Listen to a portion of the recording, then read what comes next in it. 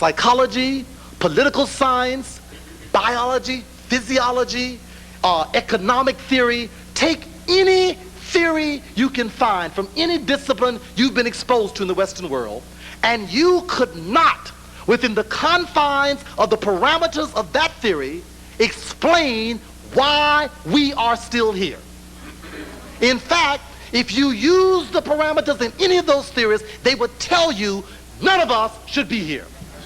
And certainly, the fact that you sit here in front of me today with the dignity, the respectability, and the beauty that you're showing and exuding, and the fact that we have rediscovered, despite all that we've been through, the secrets that was hidden from us about ourselves, there was no way that could have been predicted. Don't you know that Caucasians did all they could do within the limits of what they knew to block us ever getting back to this point?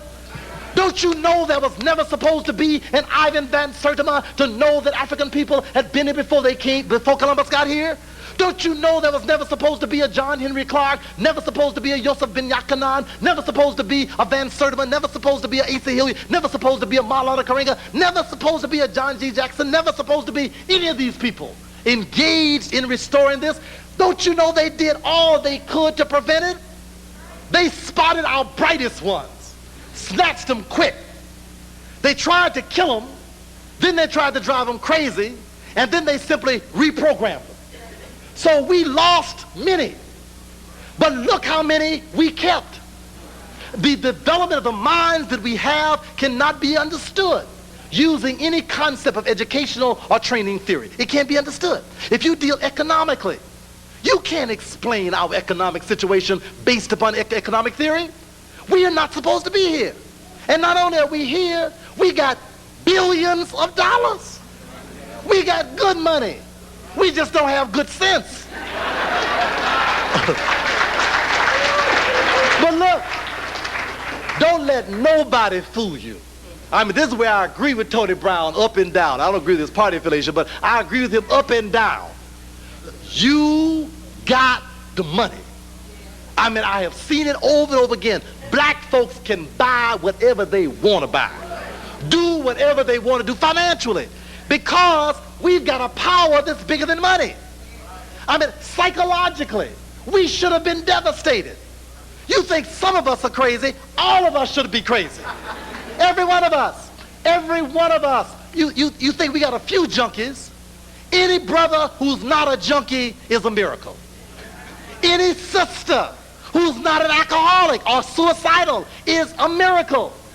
Don't you know that the black women having to deal with black children, black men, white women, white children, and deal with what they've dealt with all these years and not be stock raving lunatics? Don't you know that's a miracle? Don't you know that's a miracle? That's a miracle. Now, that's a miracle. Wait. Wait a minute. Now, wait a minute. Now, listen now. A lot of you all are crazy. Stark raving mad. It took its toll. What I'm saying is it's surprising that all of you aren't crazy. Some of y'all are just as silly as you can be.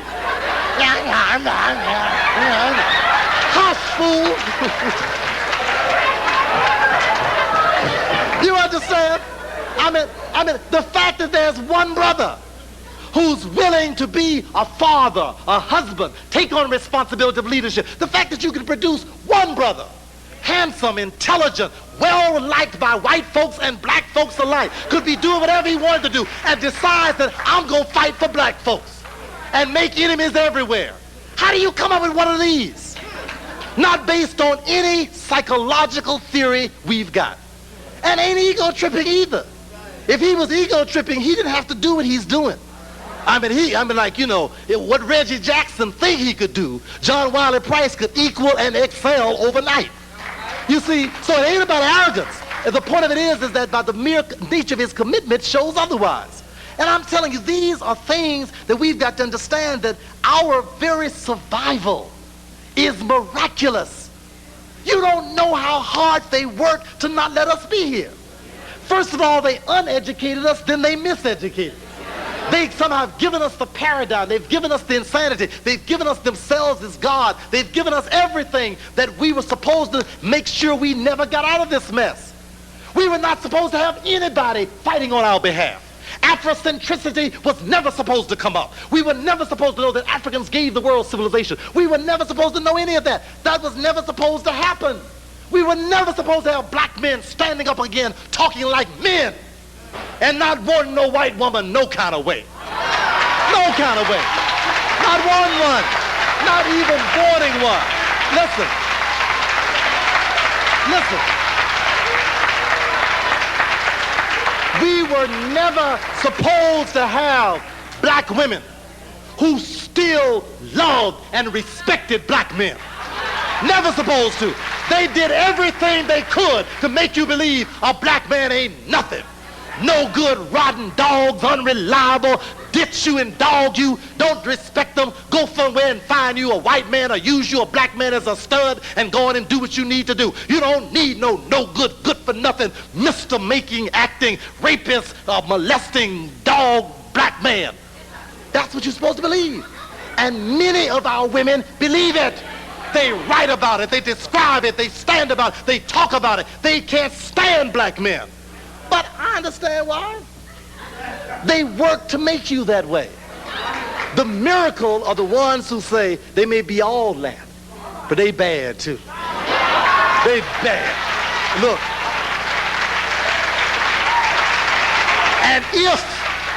And if I'm gonna have any kind of man, it's gonna be an ebony black man. Any kind. You understand? Now, there is no way that was supposed to happen. There was no way that scholars were supposed to give up tenure, give up respectability, give up the ability to sit in people's corporate structures, sit in people's court buildings, sit in people's corporate law and say, I don't want to be there because I can't be myself while being there.